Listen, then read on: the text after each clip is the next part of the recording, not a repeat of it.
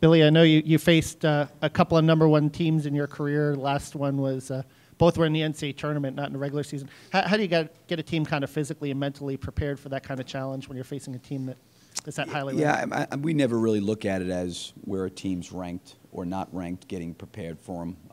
I think you always look at the team because rankings and things like that are going to change throughout the course of the year. So, what you try to get your guys prepared for are the things that are realities in the game.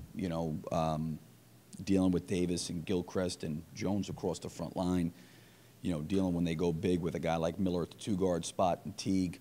When they bring Wilcher in off the bench, who's a great three-point shooter. So, whether they're ranked #1, #5, #25, you're still dealing with their personnel, and they've got phenomenal personnel. They're playing very, very well.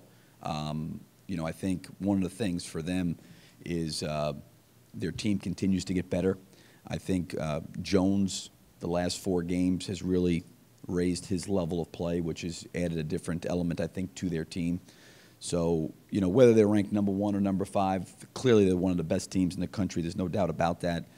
So it's just more getting ready for how we got to defend, what we've got to do on offense, and how we got to prepare for them. You guys have seen a couple of decent shot blockers this week in Harris and Ezeli, but how do you prepare for a guy like Davis that's leading the country in shot blocks? Well, he's great at it, and he does it a lot of different ways. And I think anytime you got a guy like him who blocks shots, he does it on the ball, he does it off the ball. I think you got to be smart, when you're attacking the basket, because I think when he has got a free run and he's got no body on him, as I think a lot of shot blockers are, it's a lot easier blocking shots when you've got a free run or a free jump to go up there. And certainly he is very, very long.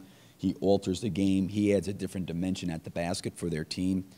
So, it can't be a situation where we're not going to go to the basket or not post up because he's there. I just think you got to make good, wise choices, because when he does block shots, it certainly ignites them on the fast break, and they're a terrific transition fast breaking team. Yeah, I think John, has done an unbelievable job recruiting. I think since I've been in the league, I don't know if there's been a program that has brought in as much talent as he has the last 3 years.